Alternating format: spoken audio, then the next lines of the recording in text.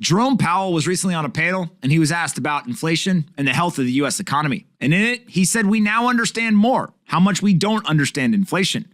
Now, that exact quote probably has your brain in a blender, asking how the hell does the central bank not understand that if they print a bunch of money and they go ahead and manipulate interest rates down, that inflation would take off? Well, here's exactly what Jerome had to say. I think we now understand better how little we understand about inflation. That's not very reassuring. No, honestly, this was unpredicted. At the time of our June meeting 1 year ago, of the 35 people who file with a survey of professional forecasters, 34 of them had inflation below 4% for last year. And of course, it was way above 4%. So really, everyone had the same model, which was the Phillips curve model, and it just was not capable of producing high inflation.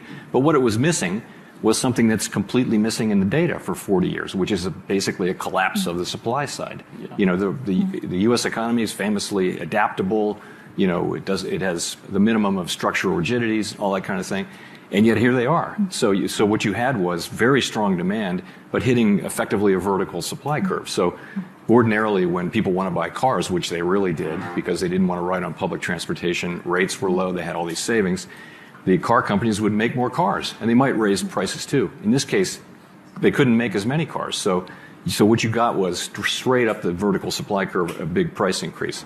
But I also think, in principle at least, that process could work in reverse, so that as demand comes down, inflation could actually come down more quickly there are other relationships that people think about when they think about how do you get inflation down, which are more typical of a simply overheated economy and entrenched inflation, the sacrifice ratio and those kinds of things. But I think this could be, I don't know that it will be, but it could be different because it's just that process working in reverse. Now, it's important to call out that, of course, this is hard. The U.S. economy and the global economy, they're complex machines. To anticipate that any one person, any one central bank, or any one group of individuals could actually understand all of the different levers, the inputs, the outputs, and what the impact of every single decision could be is nearly impossible. I don't envy these people. I don't think that I could do any better job. But that ultimately ends up being the argument, is that should humans actually be driving monetary policy?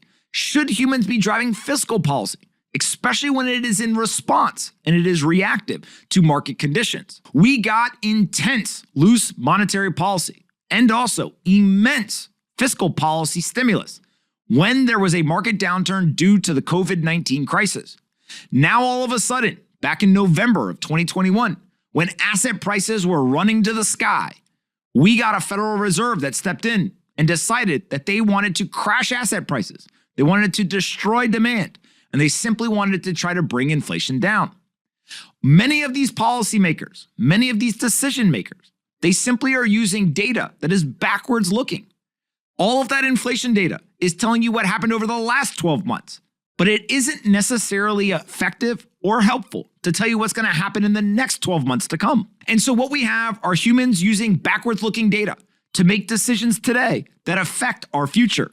This is a very hard problem, and it's one that, frankly, I don't think anyone can do perfectly. And so ultimately the question becomes, should we have an algorithm, something that doesn't change, simply do the job?